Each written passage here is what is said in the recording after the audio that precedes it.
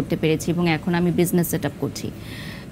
Specially আমার baby হওয়ার পর আমি আরও বেশি কাজ করছি। তো অনেক মেয়েরাই মনে করে যে বিয়ের পর বা বেবি হওয়ার পর বা একটা এইজে যাওয়ার পর হয়তো তাদের জীবন থেমে যাবে বা তারা হয়তো আর কাজ করতে পারবে না, নতুন করে শুরু করতে পারবে না। যেমন আমি আফটার 30 হচ্ছে বডি ফিটনেসের বিষয়ে একটু মনোযোগী হলাম। এখন আপনার এজ কত? এখন 30+। আচ্ছা, তো মানে 30+ কত সেটা সামনে আমার জন্মদিন, ওটা বলে দিব আমরা।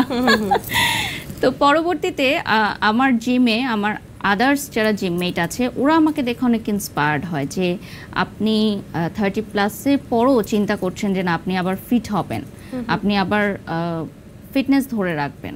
সো এটা কিন্তু অনেক মেয়েরা মনে করে আচ্ছা আমার তো বাচ্চা হয়ে গেছে, আমার তো বয়স হয়ে গেছে, আচ্ছা আমি ছেড়ে দিলাম। আমাকে এরকম আসলে না, নিজেকে বাঁচতে হবে, নিজেকে ভালোবাসতে হবে। আমি একটা টাইমে অন্যদেরকে ভালোবাসতাম, অন্যদের জন্য অনেক কিছু করেছি, ইন রিটার্ন আমি কিছুই পাইনি।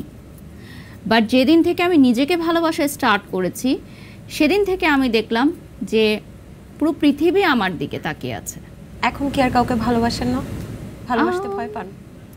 না, বিষয়টা সেরকম না। বিষয়টা হচ্ছে যে আরেকজনকে ভালোবাসার আগে সবচেয়ে বেশি নিজেকে ভালোবাসতে হবে।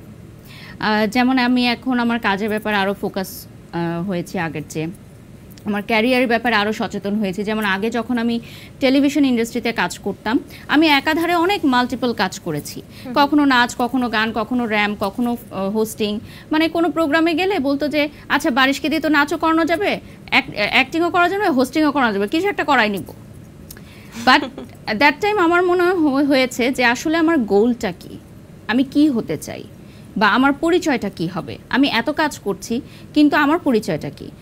তো এটাই আসলে যে কাজের ব্যাপারে আরও ফোকাস হতে হবে। যেমন আমি এখন এই প্রমোশনাল সেক্টরে এসেছি, আমি কিন্তু আদার্স কাজগুলো কমিয়ে দিয়েছি, কারণ আমি মনে করি একটা পরিচয়কে নিয়েই আপনার এগিয়ে যেতে হবে এবং যেখানে আপনি নাম্বার 1 থাকবেন। বাহ, চমৎকার চমৎকার। জিম নিয়ে কথা আসলো, তো জিম নিয়ে একটু কথা বলি। আপনার জিম নিয়ে অনেক ভিডিও ভাইরাল হয়েছে এবং সবসময় দেখা যায় যে আপনি খুব ফেসিয়াল এক্সপ্রেশনগুলো মনে হচ্ছে কেউ আপনাকে মারছে, এবং আপনার যিনি জিম ট্রেনার তার তো অদ্ভুত সাহসী ড্রেসেও অনেকে অনেক কথা বলছে। শুধু তাই না, জিম ট্রেনারকে দেখা যায় যে জালি ব্যাট নিয়ে দাঁড়িয়ে থাকতে। আপনাকে কি মানে ভুল টুল করলে মারে? আর আপনার ফেসিয়াল এক্সপ্রেশন দেখলেও তো মনে হচ্ছে যে কেউ আপনাকে মারছে। আসলে কি, যারা জিম করে তারা জানে যে বডি ফিটনেসটা করা বা বডি শেপ আপ করাটা আসলে কতটা কষ্টের একটা বিষয়। স্পেশালি যারা সিজারিয়ান মমরা আছে, এত ইজিলি কিন্তু বডিটাকে আবার শেপ আপ করা যায় না আফটার বেবি ডেলিভারি। আর আমার জিম ট্রেনার কিন্তু ইতালিতে ছিলেন, উনি একজন ইন্টারন্যাশনাল ট্রেনার এবং ওনার পদ্ধতিগুলো একদমই ডিফারেন্ট আদার্স জিম থেকে বা আদার্স ট্রেনারদের থেকে, একদমই ডিফারেন্ট। কারণ ওখানে উনি জুম্বা ক্লাস করান, ইয়োগা ক্লাস করান, ফ্রি হ্যান্ড এক্সারসাইজ করান। পরবর্তীতে আমি দেখলাম যে যারা আসলে আমাদের জিমের ভিডিওগুলোকে নিয়ে ট্রোল করেছে বা নেগেটিভ কমেন্ট করেছে, তারাই আবার আমাদের জিমে গিয়ে নক করে যে কত টাকা আপনাদের চার্জ বা স্যারের নাম্বারটাকে একটু দেওয়া যাবে, বা বাড়ি সাপু কিভাবে এত শুকিয়ে গেল। কিভাবে জানলেন?